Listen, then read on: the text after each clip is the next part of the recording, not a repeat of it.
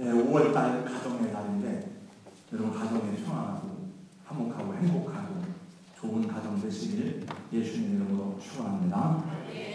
또 오늘 첫 번째 주일인 5월 5일 날 어린이 주일이고 또 어린 날인데 우리 하나님께서 우리 자녀들 건강하게 바르게 성장하기를 축복합니다. 아멘. 그 잠언서 말씀에 보면 여호와를 기쁘시게 하는 그 사람의 원수라도 그러도록 화목하게 하는다 하는 말씀이 나와 있습니다. 오늘 어린이날이지만 제가 어린이날 설교를 않더라도 여러분 우리가 하나님과 바른 관계를 가지면은 가정도 이웃과의 관계도 모든 삶이 평안하고 화목하게 이루어지는 일도 있고 하나님과의 관계가 바르게 설정되면 나머지 모든 관계도 아름답게 세워지는 줄로 믿습니다. 창세기 말씀 계속 전하겠습니다. 어떤 사람이 하나님을 찾아가서 호소했습니다. 하나님, 저는 왜 이렇게 하나님마다 제대로 되는 일이 없고 재미가 없으니 이게 무슨 까닭입니까? 하나님 말씀했습니다. 그것은 내가 남에게 베풀지 않았기 때문이니라. 저는 아무것도 가진 것이 없는 빈털털입니다. 남에게 줄 것이 있어야 주지 뭘 준다는 말입니까? 하나님 말씀했습니다. 그렇지 않느니라. 아무리 가진 것이 없더라도 줄 수 있는 7가지는 누구나 다 있는 것이다. 그러면서 7가지를 말씀하는데 첫째는 화안심이 얼굴에 밝은 색을 띠고 부드럽고 정다운 얼굴로 남을 대하는 것이요. 둘째는 언신이 나에게서 나오는 말이 덕스러운 말, 사랑의 위로의 말이 되어야 할 것이요. 셋째는 심시인이 마음의 문을 열고 나의 선한 마음을 나누어 주는 것이요. 넷째는 안시인이 부드럽고 호의가 담긴 눈으로 다른 사람을 바라보는 것이요. 다섯째는 신시인이 내 손과 발로 다른 사람의 짐을 들어주는 일이요. 여덟째는 좌시인이 남에게 좋은 날을 양보하는 것이요. 일곱째는 찬시인이 상대의 마음을 대하여 부끄럽지 않도록 하는 것이다라고 하셨답니다. 링컨이 대통령이 된 다음에 강요를 뽑는데 참모들이 강요를 추천했습니다. 근데 추천받은 강요가 이 추천받은 사람이 그 대신에 뽑히지를 않았어요. 참모가 찾아와서 물었습니다. 각하, 왜 그 사람을 뽑지 않으셨습니까? 나는 그 사람의 얼굴이 마음에 들지 않네. 대통령께서는 외모를 보고 사람을 평가하십니까? 그때 링컨이 이런 유명한 말을 했다고 합니다. 사람이 나이 마음이 넘으면 자기 얼굴에 책임을 져야 한다고 생각하네. 여러분, 우리가 어떻게 살아왔든지 세월이 흐르면서 그 얼굴에 삶의 흔적이 나타나는 말입니다. 갈수록 그 얼굴에 고귀하고 또 아름다운 품성에 드러나며 중후한 것을 풍기는 사람이 있습니다. 그런가 하면 생긴 것하고는 상관이 없이 나이가 갈수록 천박해 보이고 무서운 인상을 어두운 인상을 주는 사람이 있습니다. 가인은 최초의 살인자입니다. 자기 동생을 쳐 죽일 때에 그 얼굴을 상상해 보세요. 아벨이 도망을 갔겠지요. 근데 피 흘리는 동생을 쫓아가면서 치는 모습을 상상해 보셨는지. 처음부터 그들 목적하기가 있는데 누굽니까? 하나님이었습니다. 네, 하나님이 물으십니다. 내 아벨이 어디에 있느냐? 내 가인이 뭐라고 대답합니까? 내가 내 아우를 지키는 자입니까? 9절 말씀입니다. 내가 내 아우를 지키는 자입니까? 얼마나 교만하고 무책임하고 증오에 찬 대답입니까?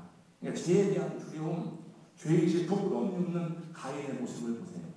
요한일서 3장 2절은 이렇게 말씀합니다. 가인같이 하지 말라. 저는 악한 자에게 속하여 그 아우를 죽여 여친 놈으로 죽였느냐. 자기의 행위는 악하고 그 아우의 행위는 의로우니라. 가인 속에는 이미 여인의 후손이 아닌 뱀의 후손이 자라고 있었습니다. 이 역사 속에는 두 가지로 구분된 후손들이 자라고 있는데 창세기 4장 5장에 보면 가인의 후대들의 족보가 쭉 나오는 것을 보게 됩니다. 그 다음에 죽은 아벨 대신에 하나님의 세대를 주셨는데 세대 족보가 나오는 것을 보는데 그것은 하나님을 믿는 사람들의 족보인 것을 보게 됩니다. 여러분, 가인의 말을 보세요. 그 말 속에 인간의 이성과 양심과 의의 성품이 있습니까? 내가 알지 못합니다. 내가 내 동생을 지키는 자니까. 그리고 그 구절에 보니까 내가 알지 못하나이다라고 하는 그 구절에 보면 간주가 아니고 간주. 여러분, 성경은 다 이렇게 짝이 있는데 이 성경에는 관주가 있거든요. 그 비읍이라고 써있고 비읍이라고 하는 밑에 가서 보면은 요한복음 8장 44절이라고 써 있어요. 그 요한복음 8장 44절을 찾아보라 그 얘기인데 제가 요한복음 8장 44절을 한번 찾아보고 여러분에게 읽어드립니다. 너희는 너희 아비 바알에게서 났으니 너희 아비의 욕심을 너희도 행하고자 하느니라. 저는 처음부터 살인하는 자여 진리가 그 속에 없으므로 진리에 서지 못하고 거짓을 말할 때마다 제 것으로 말하나니 이는 저가 거짓말장이요 거짓의 아비가 되었습니다. 가인의 아비는 누굽니까? 가인의 아비는 마귀입니다. 뱀입니다. 오늘날도 자기 이익을 위해서 수단과 방법을 가리지 않는 사람들이 있습니다. 남을 죽이는 사람, 탐욕에 물든 사람, 남이야 죽든지 말든지 남이야 피눈물을 흘리든지 말든지 내 배만 채우고 내 욕심만 채우려는 사람들, 그것이 가인의 후예들입니다. 하나님이 오늘도 물으십니다. 내 형제들이 어디 있느냐? 내가 내 형제를 지키는 자입니까? 그들이 굶어죽든지 말든지 나하고 무슨 상관이에요? 라고 말할 수 있습니까? 하나님을 향한 두려움도 없고 양심의 찔림도 없습니다. 그럼에도 불구하고 이 세상을 보면 악인들이 번성하고 더 악한 사람들이 형통한 일들이 많이 있습니다.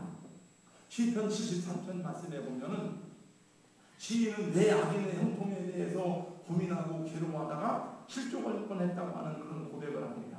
그리고 하나님 앞에 깊이 기도하는 가운데 하나님의 뜻이 무엇인지를 발견하고 그 시를 쓰게 됩니다.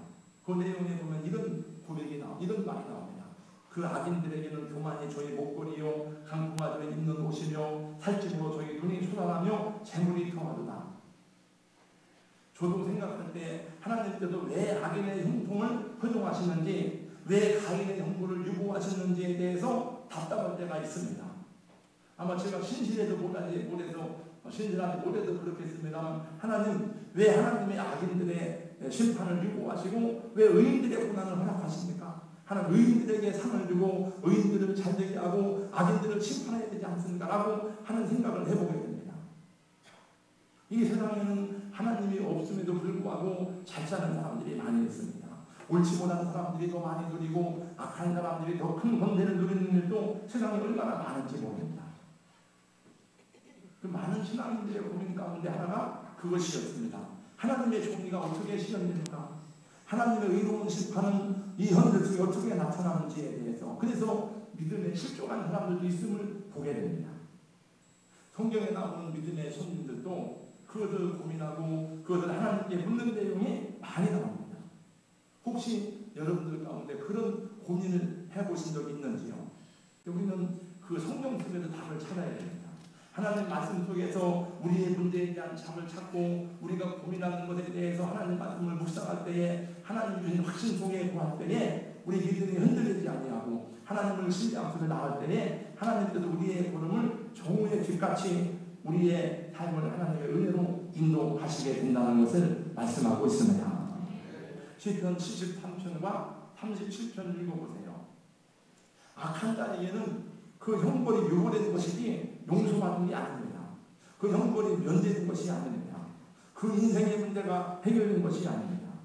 엄중한 심판과 형벌이 삶의 마지막에 기다리고 있다는 것을 알지 않으면 안 된다. 그래서 주님이 말씀하셨어요. 의인의 고난도 잠깐이요 악인의 형통도 잠깐이다. 여러분, 우리 의로운 사람의 고난도 잠깐이고 악인의 형통도 잠깐이고, 그리고 시간이 지나면 하나님의 의로운 심판을 목도하게 될 것입니다. 가인이 아벨을 죽이고 난 다음에 아벨을 죽이고 나면 시원할 줄 알았죠. 그냥 그게 그렇습니까? 정신을 들고 보니까 너무나 두렵기도 하고 무섭기도 하고 부끄럽기도 하였습니다. 13절 이하를 보세요. 그래도 양심이 살아있어서 내가 이 시를 어떻게 감당할 것인가, 이게 어떻게 살아갈 것인가, 사람들 앞에 어떻게 나갈 것인가, 내가 아벨을 죽인 것을 사람들이 다 아는데 그럼 사람들이 나를 죽이고 나를 복수하려고 하지 않을까? 그래서 하나님께서 호소하였습니다. 하나님, 사람들이 나를 죽이려고 할 것입니다. 그때 하나님께서 15절 말씀에 보니까 가인에게 표를 주면서 말씀하십니다.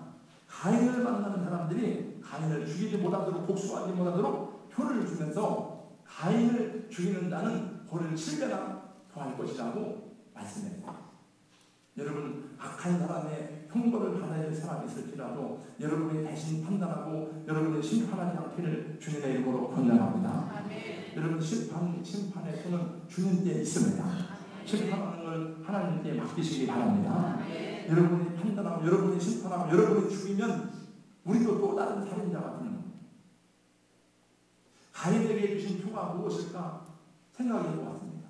주석을 보았습니다. 성경학자들이 뭐라고 말하는가 그랬는데 그건 잘 몰라요. 아마 눈에 보이는 그런 신분증은 아니었던 것 같습니다.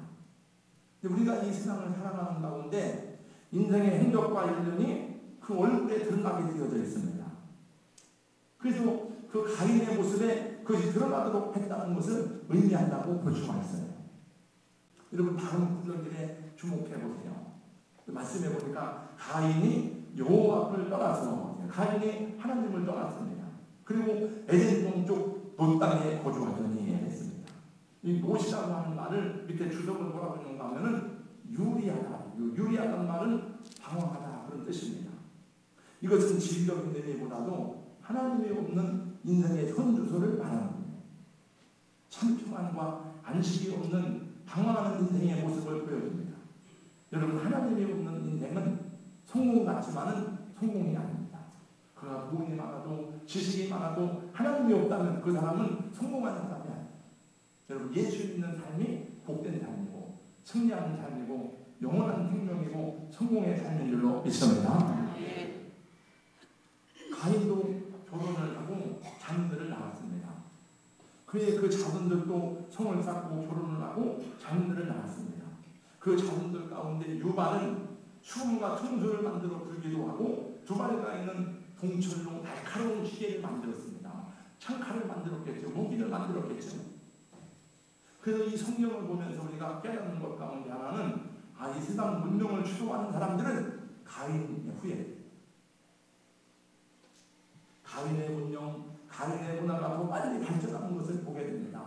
오늘 우리는 21세기에 너무나 발달한 문명과 문화 속에 살고 있는데 그 문명과 문화가 모두가 다 하나님을 영원롭게 하고 하나님을 찬양하고 하나님의 거룩함을 노래하는 게 아닙니다. 우리는 문명의 혜택을 누리고 이 문명의 이익을 통해서 복음도 전하고 하나님께 영광을 돌려야 되지만은 이 모든 문화, 모든 문명들을 다 우리가 소유하고 우리가 다 접해야 된다고 생각하면 안 됩니다. 바울 사도는 고린도서에서 꼭 말씀합니다. 이 세상의 흔적은 지나갑니다. 우리가 그 모든 것을 다 누리려고 하지 말라. 여러분 그걸 남들이 누리는 모든 것을 다 누려야 된다고 생각하지 마시고 하나님이 허락한 범위 안에서 살아갈 때에 그 안에서 참된 자유와 행복과 평안을 누리는 하나님의 사람이 될 줄로 믿습니다. 한 가지 이 말씀에 주목해 보겠습니다. 23절을 한번 다 같이 읽어보겠습니다. 23절, 24절이요. 다 같이 읽습니다. 시작. 남에게 아내들에게 바다와 신나여 내 목소리를 들으나 남에게 아내들여 내 말을 들으라. 나의 상처로 말미암아 내가 사랑을 느꼈고 나의 사랑으로 말미암아 소년을 죽였구나. 가인을 위하여는 본이 700일인데 남에게 위하여는 본이 77일이구나 하였다. 이건 가인의 자손이었던 남에게 하는 말. 남에게 자기 아내들에게 뭐라고 하는가 하면은 내게 상처를 입히기만 해봐. 나를 건드리기만 해봐. 내가 죽여버릴 거야. 가인을 위해서는 그러니까 이 사람은 자기도 가인이 누군지 압니다. 가인을 위해서는 벌이 7배라고 하지만 나를 건드리면 내가 77배로 갚아줄 거야. 내 몸에 한번 손만 대봐. 내 것에 손에만 미쳐봐라. 이런 말들은 조폭들이나 할 수 있는 말입니다. 증오와 미움에 사무친 말입니다. 우리 공화국의 존엄을 우습게 여기고 도전을 해보는 자들에게 우리는 100배, 1000배, 10,000배의 불복단으로 원수들을 짓밟아 버릴 것이다. 그 보면은 얼굴에 노기가 있어요. 입만 열면 불바다를 만들어 버리겠다. 철퇴를 내리치겠다고 하는 사람들의 그 얼굴과 그 입술을 여러분 보십니까? 가인의 거예요. 여러분이 살아가는 힘은 무엇입니까? 여러분의 삶의 에너지는 무엇입니까? 우리는 모든 사람은 살아갈 수 있는 삶의 동기와 힘이 에너지를 공급하는 거예요. 여러분, 우리가 밥만 먹고 살아가는 게 아닙니다. 만약 우리가 삶의 에너지가 없다면, 우리가 삶의 목표가 없다면, 내가 삶의 동기가 없다면 무료하고 재미없고 정말 이 세상은 권태로워요. 그래서 죄를 짓습니다. 왜? 재미가 없으니까. 삶의 목표를 잃어버렸기 때문에, 방향이 없으니까. 그래서 무언가 사람들은 에너지를 공급받아요. 내가 우리 어린 자식을 위해서 살아야 돼요. 어떤 사람은 자기 이명을 위해 살아갑니다. 어떤 사람은 하나님의 은혜로 살아갑니다. 주님의 사랑으로 살아갑니다. 어머니의 사랑으로 살아갑니다. 피곤하고 지쳐 포기하고 절망하고 낙심되다가도 다시 힘을 얻고 용기를 얻는 까닭은 내 어린 자식들을 생각할 때 다시 일어나는 사람들이 있습니다. 근데 어떤 사람들은 끊임없이 악한 생각과 미움과 증오로 살아가는 사람이 있어요. 계속 일을 만들어냅니다. 그 일을 만들어서 그 악을 정치하고 나면 그걸 성취하면서 살아가는 사람들이 있습니다. 정치하는 사람들에게도 그런 것이 있어요. 사랑의 힘도 강하지만은 여러분, 미움과 증오의 힘도 보통 강한 게 아닙니다. 거기서 에너지가 나요. 여러분, 어떤 에너지로 살아가십니까? 여러분, 은혜를 오래도록 기억하는 사람입니까? 아니면 상처를 오래도록 기억하는 사람입니까? 주님이 사랑하시되 십자가에 죽기까지 사랑하신 성도 여러분, 하나님의 은혜로 살아가시기를 주님의 이름으로 권면합니다. 여러분, 그 은혜에 감사하고 그 은혜를 따라 사랑하기 위해서 에너지가 나오고, 복음 전하기 위해서 에너지가 나오고, 부모님의 사랑에 감사해서 나 어찌하면 사랑하고 손댈 것인가, 그 에너지와 그 힘으로 살아갈 때에 하나님 여러분을 기뻐하시고 여러분 삶의 열매가 있게 되는 줄로 믿습니다. 아멘. 지난 4월 11일 날 혹시 여러분도 아는 분이 있을 겁니다. 죽은 사건이 아니기 때문에 4월 11일 날 서울에서 일어난 사건입니다. 9살 먹은 동생하고 11살 먹은 누나가 학원에 갔다 오다가 9살 먹은 동생이 장난치다가 올라가서 그 펌프장, 오래전에 만드는 펌프장에 떨어졌어요. 이게 쇠가 녹슬어가지고 구부러지고 하면서 그 누나가 그 개를 잡으려고 하다가 같이 떨어졌습니다. 높이가 한 7m 되는. 그리고 그때는 밤이 7시 반이 넘었어요. 근데 그 큰 아이의 11살 먹은 누나의 키가 153cm고 물은 140cm. 몇 가지 물이 찼습니다. 동상 9살 먹은 동생은 키가 130cm. 얘는 그냥 하면 물속에 들어가요. 근데 그 떨어질 때에 누나가 철과당을 했어요. 물은 차갑고 깜깜하게 나고. 근데 그 누나가, 그러니까 걔가 이름이 허민이더라고. 허건. 그 누나가 얘를 업은 거예요. 같이. 업고서 그렇게 하는데 10분이 나고 20분이 나고 30분이 나고 몸은 계속 저려오고 어찌할 수는 없고 이제 힘은 떨어지고, 그래야 결국은 이 동생의 턱을 어깨에다 해가지고 계속 그리고 하면달라고 막 소리를 지르는데 1시간 만에 지나가던 중학생이 그 소리를 들었어요. 그래가지고 공부방에 가서 선생님에게 얘기를 해가지고 동네 주민들이 나오고 소방서에 신고를 해가지고 1시간 만에 얘들이 구출을 받았어요. 그래서 병원에 갔는데 병원에 입원해서 그 언니가 얼마나 막 아픈 쓰러졌는지, 그러니까 그걸 보면서 정말 여러분 알아서 8장 6절에 보면 그런 말씀입니다. 사랑은 죽음같이 강하고 죽이는 스월같이 불타오르고. 사랑은 죽음보다 강하고 죽이도 스월같이 불타오르고. 두 가지는 다릅니다. 사랑의 에너지를 가지고 살아가든지 죽이의 에너지를 가지고 살아가든지. 이 누나는 동생을 살리기 위해서 초인적인 힘을 1시간 동안 발휘해서 두 형제가 남매가 살아납니다. 만약 못 죽었으면 그 부모가 얼마나 황당한 일이에요. 세상에 그런 일이 많잖아요. 여러분, 우리도 삶에 에너지가 있는데 여러분, 사랑의 힘으로, 성령의 능력으로, 하나님의 은혜로 살아가시기를 축복합니다.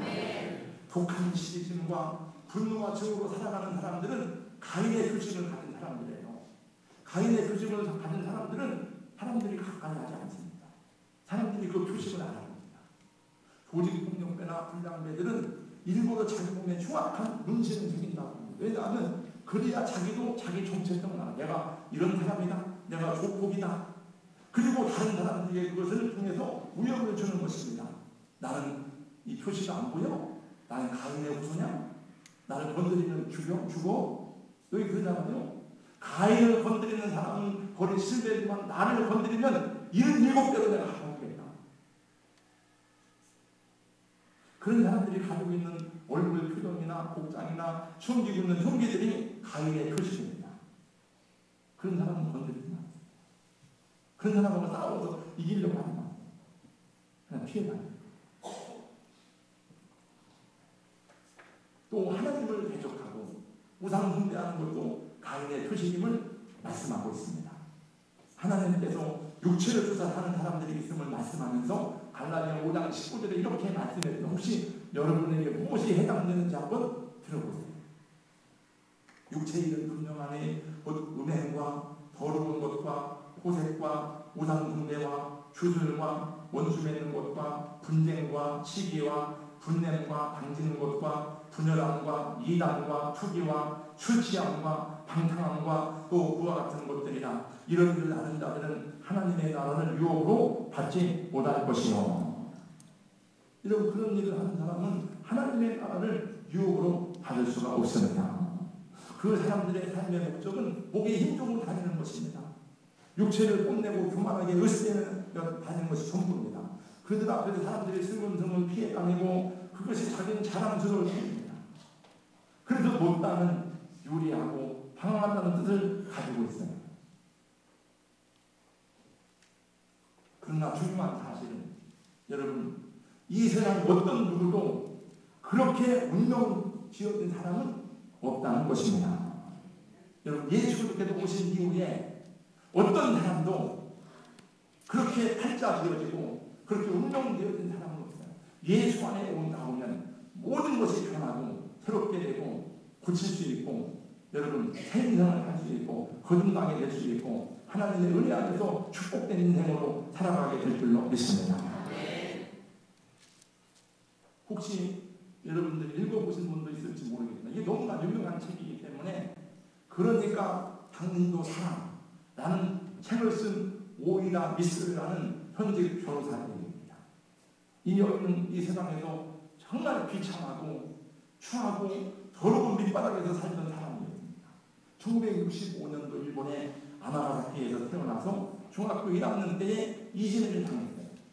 그래서 논란과 반대하죠. 그래서 자살을 하려고 시도했다가 한국 자살을 하려고 하다가 그만 목숨을 겨우 건지고 죽음을 이루지 못했습니다.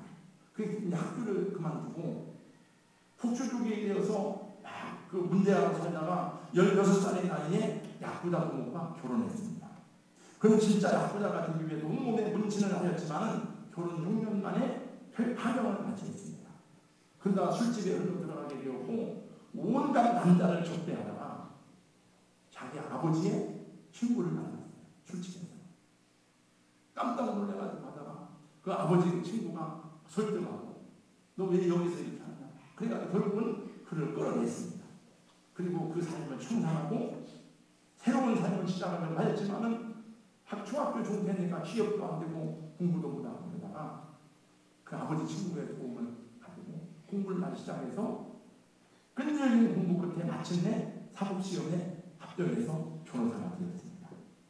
새로운 인생을 시작하게 된 미스요는 오사카에서 변호사로 개업하여 주로 문제 청소년들을 위해서 일하고 있습니다. 인간의 영혼, 특히 청소년들의 영혼에 눈을 뜨게 된 미스요는 청소년들을 계속 상담하다가 여러 해 전에 한국에 와서 한국 청소년들을 돌보는 일을 해서 그래서 한국어를 배우기 시작했습니다. 한국에서도 많은 강의를 하게 되었습니다. 그는 이렇게 말합니다. 누구도 과거를 지울 수는 없습니다. 그러나 인생은 새롭게 시작할 수 있습니다. 여러분, 제가 어제 신문에 봤습니다.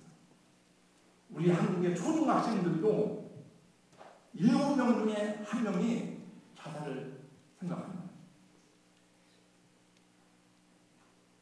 우리는 내 자식이 안 그러면 되지. 내 아들이 안 그러면 되지. 우리 교회 애들도요. 그런 애들이 있어요. 몇 년 전에 목사님 자녀들을 모아서 제 아내가 사모에 회장할 때 그 수련회를 했는데 그 아이들이 다 오픈을 했는데 죽으려고 생각하는 애들이 여러 명 나왔어요. 이게 영적인 하나의 흐름입니다. 이게 지금 오늘날 세상에 청소년들이 그렇고 지금 가출 청소년들이 20만의 경찰 추산으로 우리끼리만 할렐루야 좋았다고 할 것이 아니고 정말 우리가 그 영혼들을 위해서 기도하고 이 시대의 흐름을 알고 우리 자녀들을 바르게 세우고 또 우리는 교회는 우리 자녀들만이 아니라 이 시대에 흘러가는 영적 흐름 속에서 우리 아이들을 어떻게 지켜야 될 것인지를 생각하고 고민하고 기도하면서 그들을 하나님께로 이끌어내야 되는 것입니다.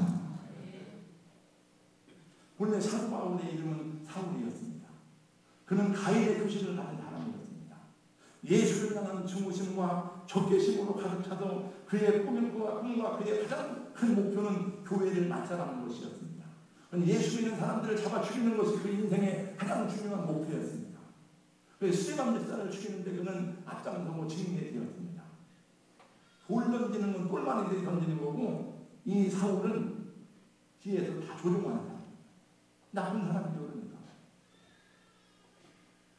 그러나 죽어가면서도 기도하는 스데반 집사의 그 모습을 보고 마음의 풍요가 일어나기 시작합니다. 그리고 그거를 잠재우려고 막 하면서 그래도 나는 이 일을 한다. 그리고 예수 믿는 사람을 잡아 죽이려고 다메섹으로 가다가 가는 도중에 예수를 만나서 꼬꾸라졌습니다. 그 깨졌습니다. 그리고 그는 그의 인생을 완전히 바꿔가지고 복음을 전하는데 전생을 바쳤습니다. 그래서 제가 지난번 성지훈련 갔다 와서 말씀드렸지만은 그 바울 사도의 이름을 돌아보면서 이런 생각이에요. 내 속에 왜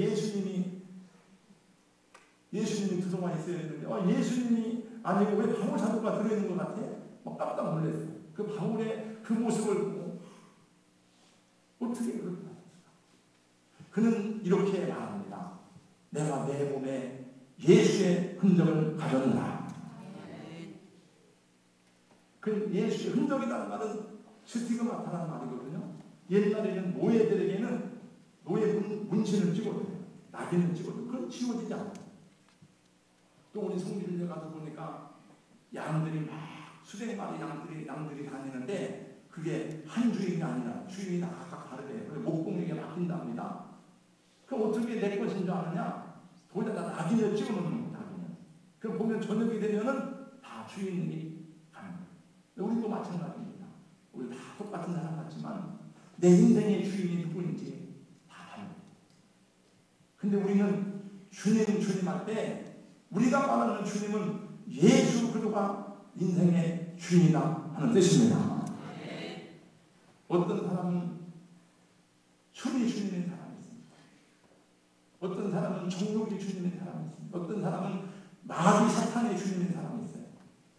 여러분 우리는 예수 그리스도가 우리의 주님이고 예수님께서 지울 수 없는 우리 안에 있는 가인의 표식을 십자가에서 피 흘려 죽으심으로 깨끗하게 지워주셨습니다. 여러분 자녀를 위해서 기도하세요. 우리 교회에도 제가 보면 자녀를 위해서 눈물로 기도해야 될 사람들이 있어요. 근데 기도 안 해요. 왜 기도 안 해요? 절대로 대답이 아니잖아요. 어떤 누구도 예수 안에서 새롭게 변화되지 못할 사람은 없습니다. 여러분 어떤 사람도 하나님이 포기한 사람은 없습니다. 하나님이 포기하지 않았는데 우리는 그런 거 자식 모르겠어요. 절대로 그러면 안 되잖아요. 그런 문제를 주신 것은 여러분 하나님께서 그 아이를 복되고 귀하게 쓰기 위해서 그런 요청이 하십니다. 하나님의 기적을 믿고 하나님의 능력을 체험하시기를 축복합니다. 우리 인생에 드리워진 가인의 글입니다. 가인의 표식은 오직 예수 그리스도만이 지워줄 수 있고 우리 안에 그 예수의 흔적이 있어야 하는 줄로 믿습니다. 여러분의 말 속에 예수님의 흔적이 있기를 바랍니다. 여러분 얼굴에 주님의 모습이 나타나기를 축원합니다. 여러분 육체의 동력이 아니라 성령께서 여러분 지배하시기를 예수님 이름으로 축원합니다. 이게 뭐 딱딱한 얘기가 심각한 얘기가 아닌데 자꾸 괜히 심각해지는 거예요. 그래서 저도 굉장히 긴장하는 건 지금 이게 일부 예배부터 이게 지금 마이크가 제가 몇 번 얘기했어요. 왜 이렇게 그냥 왜 이렇게 작은 왜 자꾸 돌려놔는 이게 지금 우리 교회는 이런 데 신경 안 쓰고 뭐 선교를 많이 하진 않지만은 맨 선교하다고 하다 보니까 원래 이게 그 음양 시대는 수명이 5년이다. 5년. 이게 10년이 넘었어요. 그러니까 맨날 저 방송사에다가 야단을 하는 왜 이러냐고 그러는데 이게 그 적용을 했는데 다 떨어져가지고 이걸 바꿔야 된답니다. 아마 이번 주에 바꾸면 조금 이게 될 것 같아요. 저도 그래도 이게 굉장히 신경이 쓰입니다만은 마이크 탓은 아니고 제가 오늘 여러분에게 충분히 이 저의 감정, 제가 전하고자 하는 그 간절한 소원이 잘 전달되지 못하는 부분이 많습니다만 여러분 하나님 은혜로 살아야 됩니다. 믿음으로 살아야 됩니다. 사람을 바라보는 눈동자 하나에도 주님의 사랑이 보여지고 말 한마디 한마디에도 주님의 은혜가 보여지고 여러분의 손과 발이 주님을 대신한 손과 발이 되시기를 주의 이름으로 축원합니다. 예수님은 부활 신천하시고 없잖아요. 지금 예수님은 저 하늘나라 계시잖아요. 그럼 누가 예수님을 대신해야 되느냐? 여러분이 예수님을 대신해야 돼요. 왜냐하면 우리에게 예수님의 흔적이 주어졌기 때문입니다. 예수님의 흔적을 가지고 살아가고 기도하고 섬기는 하나님의 사람들 되시기를 주님의 이름으로 축원합니다. 거룩하신 우리 하나님 감사합니다. 오늘도 우리 사랑하는 성도들이 주님 앞에 나왔습니다. 주여 늘 부족합니다. 연약합니다. 하나님 늘 가르쳐 주시고 깨우쳐 주시고 제단에서 말씀 흘러나오는 말씀을 들을 때마다 주님 우리 찬양할 때마다 성경을 들어 읽을 때마다 우리 마음속에 주님의 음성이 들려지게 하여 주시옵소서. 세상 어떤 소리보다도 주의 음성이 우리 마음의 위로와 기쁨과 용기와 샘이 되도록 성령님 도와주시고 인도하여 주시옵소서. 오늘 너무나 많은 이론과 너무나 많은 잘못된 철학들과 사람들이 믿는 사람들의 신앙을 넘어뜨리고 있습니다. 성령님 도와주시고 오직 주를 바라보게 하여 주시옵소서. 말씀이 바르게 들려오고 분별되는 은혜를 사랑하는 성도들에게 허락하여 주시옵소서. 우리 하나님과의 관계가 바르게 되면 가정이 바르고 평안하고 자녀들을 바르게 양육할 수 있게 될 줄로 믿습니다. 이웃과의 관계가 바르게 될 줄로 믿습니다. 성령님으로 도와주시고 은혜를 더하여 주시옵소서. 예수의 이름으로 감사하며 기도하옵나이다. 아멘.